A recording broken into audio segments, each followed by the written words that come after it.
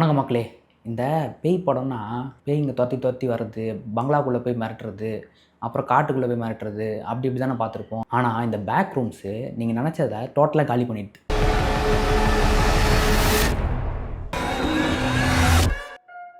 A24 பேனரில் release ஆன இந்த back rooms ரொம்ப யங் ஃபிலிம் மேக்கர் தான் கெயின் பேர்சன்ஸ் இந்த படத்தை டைரக்ட் பண்ணியிருக்காரு. இன்டர்நெட்டில் 2019 வைரலான ஒரு போஸ்ட் பேக் ரூம்ஸ் அந்த மித்தை பேஸ் பண்ணி தான் இந்த படத்தை வந்து எடுத்திருக்காங்க.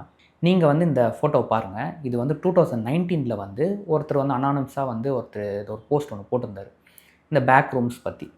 அதை மையமாக வச்சு இப்படி இருந்தால் எப்படி இருக்கும் அப்படின்னு சொல்லிட்டு இந்த போஸ்ட் அந்த டைமில் வந்து ரொம்ப டிஸ்கஸ்டிங்காக இருந்தது. ரொம்ப வந்து ஒரு மாதிரி அன்கம்ஃபர்டபுளாக வந்து எல்லோரும் இந்த போஸ்ட்டை பார்க்கும்போது ஃபீல் பண்ண வச்சுது. ஏன்னா அவர் கொடுத்த டிஸ்கிரிப்ஷன் எல்லாமே. ஸோ இந்த போஸ்ட்டை பேஸ் பண்ணி ஒரு படம் எடுத்திருந்தால் எப்படி இருக்கும் அப்படின்னு தான் இந்த படத்தை வந்து எடுத்திருக்காங்க. அதுவும் இப்போ 2026 வந்து ரிலீஸ் ஆகிருக்கு. இது நார்மல் ஹாரர் மூவி மாதிரி கிடையாது. ஏன்னா இப்போ ஒரு அப்சஷன் வந்துச்சு, அதுவும் லோ பட்ஜெட்டில் பண்ண படம். அதை விட ஒரு லோ பட்ஜெட்டில் ஒரு படம் பண்ணாங்கன்னா அது இதுதான். இது உங்கள் மைண்டுக்குள்ளே இறங்கி ஸ்லோ பாய்சன் மாதிரி டிஸ்டர்ப் பண்ணுற ஒரு சைக்கலாஜிக்கல் ஹாரர் ஃபிலிம் தான் இது.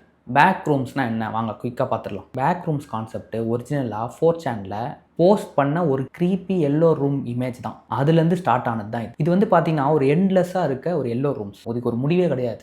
ரூமாக இருக்கும், பெரிய பெரிய காரிடரு, ஒரு எம்டி ஸ்பேஸ்லாம் இருக்கும், காலியான ஒரு ரூம்லாம் கிடக்கும். அது எதுக்கு இருக்குன்னே தெரியாது. இதெல்லாம் வந்து ஒரு இன்டர்நெட் யூசர்ஸை வந்து ட்ரிகர் பண்ணி ஒரு மேசிவ் ஹாரர் லோராக வந்து கிரியேட் பண்ணிடுச்சு. இதை பேஸ் பண்ணி யூடியூப்பில் ஷார்ட் ஃபிலிமாக ஒன்று ரிலீஸ் பண்ணவர் தான் கெயின் பேர்சன்ஸ். இப்போ ஃபுல் ஃப்ளெஜ்டாக ஒரு ஃபீச்சர் ஃபிலிமாகவே ரிலீஸ் பண்ணிட்டார்.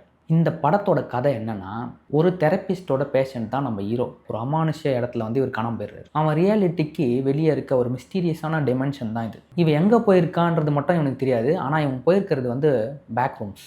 இவன் அதுக்குள்ளே போயிட்டு வந்ததுக்கப்புறம் பெனாத்துறதெல்லாம் வந்து கேட்டு தெரப்பிஸ்ட்டும் சரி இவனை காப்பாற்றலாம் சொல்லிட்டு இவனும் அந்த அன்னோன் வேர்ல்டு இந்த ஒரு டைமென்ஷனுக்குள்ளே என்ட்ரு ஆகிறாங்க. அங்கே போனதுக்கப்புறம் தான் தெரியும் இருக்கிற லாஜிக்ஸ்க்கு எல்லாமே ஆப்போசிட்டாக இருக்கிறோம் அந்த இடம். இந்த படத்துக்கான பிக்கஸ்ட் ஸ்ட்ரென்த்தே இந்த அட்மாஸ்பியர் தான்.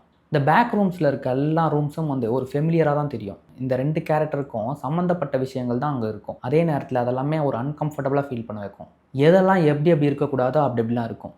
எல்லாமே வந்து ஒரு கொலைடாக இருக்கும். 2 சேர் கொலைடாக இருக்கும், டேபிள்ஸ் எல்லாமே கொலைடாக இருக்கும், எல்லாமே வந்து ஃப்ளோருக்குள்ளே கொலைடாக இருக்கும், எல்லாமே மேர்ஜ் ஆகிருக்கும். ஒரு இடமும் வந்து டிஃப்ரெண்ட்டான ஒரு ஆஸ்பெக்டில் தான் இருக்கும். எங்கெங்கெல்லாம் வால்ஸ் இருக்கணும், செவுறு இருக்கணுமோ அது இருக்காது. எங்கெங்கெல்லாம் இருக்கக்கூடாது அங்கே இருக்கும். போக முடியாத இடத்துலலாம் வழி வச்சுருப்பாங்க. சில இடத்தெல்லாம் தாண்டி போய் ஒரு ரூம்குள்ளே போனாலுமே அந்த ரூம் முடிஞ்சிடும்னு பார்த்தா அங்கேருந்து இந்த ரூம் கண்டினியூ ஆகும். இந்த எண்ட்லெஸ் ஆர்கிடெக்சர் தான் இந்த மூவியோட மெயின் வில்லன் கூட சொல்லலாம். இந்த படத்தில் ஜம்ப்ஸ்கேர்லாம் ரொம்ப கம்மி. திடீர்னு அந்த பயம்புறுத்துறது, அந்த அமானுஷம் இது பண்ணுறது, சித்து விளையாட்டு, பேய் விளையாட்டு இதெல்லாம் எதுவுமே கிடையாது. ஆனால் பயம்புறுத்துவாங்க.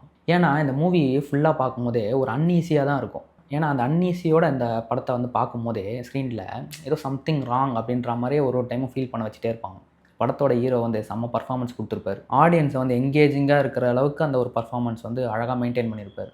ஆல்ரெடி லைஃப்பில் ரொம்ப போராட்டத்துக்கு போய் ரொம்ப லைஃபோட எட்ஜில் போய் இருக்கிற ஒரு கேரக்டர் அவர். இந்த பேக் ரூம்ஸை அவர் எக்ஸ்பீரியன்ஸ் பண்ண ஸ்டார்ட் பண்ண அவரோட அந்த மென்டல் பிரேக் டவுன் இருக்குல்ல, அது நம்ம கண்ணு முன்னாடியே நடக்கிறத வந்து நம்ம அப்படியே பார்க்கலாம். ரெனாட்டா ரென்ஃபா தெரப்பிஸ்ட் அந்த ரோல் வந்து சூப்பராக வந்து ப்ளே பண்ணியிருக்காங்க. இந்த தெரப்பிஸ்ட் வந்து எப்படின்னா சயின்ஸு, லாஜிக்கு, சைக்காலஜி இது மாதிரிலாம் ரொம்ப நம்பிக்கை வச்சுருக்காங்க.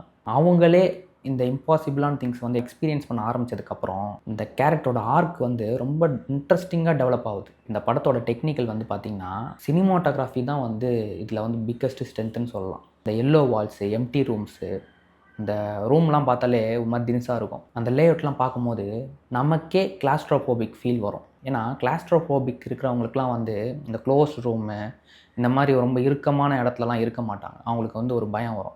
அந்த ஒரு ஃபீலை வந்து தேட்டரில் நம்ம படத்தை பார்க்கும் போதே அந்த ஃபீல் நம்ம கொடுத்துருவாங்க. பேக்ரவுண்ட் ஸ்கோர்ஸும் ரொம்ப க்ரீப்பியாக இருக்குது. இந்த பேக்ரவுண்ட் ஸ்கோர் நான் வந்து எங்கே ஃபீல் பண்ணியிருக்கேன்னா ஸ்ட்ரேஞ்சர் திங்ஸ்லேயே வந்து இதே மாதிரி பேக்ரவுண்ட் ஸ்கோர் கொடுத்துருப்பாங்க. அது மாதிரி இருக்கே அப்படின்னு கொஞ்சம் ஃபீல் ஆச்சு. ஆனால் இந்த படத்துக்கு வந்து கரெக்டான பேக்ரவுண்ட் ஸ்கோர் பண்ணியிருக்காங்க. ரொம்ப சத்தமான சவுண்ட் எஃபெக்ட்ஸ்லாம் போட்டு பயம்படுத்தலை. அந்த விஷுவல்லே வந்து ஒரு பயத்தை கொடுக்குறாங்க. உடம்பு சதைகள்லாம் வந்து அப்படியே அதுக்குள்ளே வந்து அப்படியே ட்ராவல் ஆகிற மாதிரி ஒரு சட்டிலான ஒரு ஃபீல் இருக்குல்ல, அதெல்லாம் கொடுக்குறாங்க. அதெல்லாம் பயங்கரமாக இருக்குது. ஓகே, படம் பார்த்தாச்சு, இந்த படம் புரிஞ்சுதா அப்படின்னு கேட்டால் இதுதான் கொஞ்சம் ட்ரிக்கி பார்ட். இந்த படத்தில் எல்லா கொஸ்டின்ஸ்க்கும் ஆன்சர் கொடுத்துருக்காங்களான்னு பார்த்தீங்கன்னா அது இதே இல்லை. என்ன நடந்துச்சு, பேக் ரூம்ஸ்னால் என்ன, இந்த படத்துக்கு கடைசியில் என்ன தான் சொல்ல வராங்க, இதுக்கெல்லாம் கிளியரான எக்ஸ்ப்ளனேஷன் கொடுப்பாங்கன்னு சொல்லி எக்ஸ்பெக்ட் பண்ணால் அங்கே வந்து டிசப்பாயின்மெண்ட் தான். ஆக்சுவலாக சொல்லப்போனால் இதுதான் டேரக்டரோட இன்டென்ஷனாக. இந்த மிஸ்ட்ரியை மெயின்டைன் பண்ணி ஆடியன்ஸை இமேஜினேஷனாக ஒர்க் பண்ண வைக்கிறது தான் அவரோட எய்மே அதானா. ஓகே, கடைசியில் இந்த பேக் ரூம்ஸு லவுட் ஹாரர் ஃபேன்ஸ்க்கு இல்லை. ஆனால் இதில் வந்து ஸ்லோ பர்ன் சைக்காலஜிக்கல் ஹாரர் இருக்குது, இந்த லிமினல் ஸ்பேஸ் ஹாரர் இருக்குது, இந்த க்ரீப்பி வைப்ஸ் இருக்குல்ல அது இருக்குது. இதெல்லாம் பிடிக்கும் அப்படின்னா கண்டிப்பாக இந்த படத்தை நீங்கள் பார்க்கலாம். இந்த படம் முடிஞ்சு நீங்கள் வீட்டுக்கு போனதுக்கப்புறம் கூட இல்லை வேறு எங்கேயாச்சும் போனால் கூட இந்த எம்டி ரூம்ஸ்லாம் பார்த்தீங்கன்னா நீங்கள் டிஃப்ரெண்ட்டாக ஃபீல் பண்ணுவீங்க. அப்படிப்பட்ட ஒரு படம் தான் இது. சைலண்ட்டாக வந்து உங்கள் மைண்டில் பர்மனெண்ட்டாக செட்டில் ஆகிற ஒரு ஹாரர் படமாக தான் இது இருக்கும். பார்த்துட்டு படம் எப்படி இருக்குன்னு கமெண்ட்டில் சொல்லுங்கள். அது வரைக்கும் லைக் பண்ணுங்கள், கமெண்ட் பண்ணுங்கள், ஷேர் பண்ணுங்கள், சப்ஸ்கிரைப் பண்ணிக்கோங்க.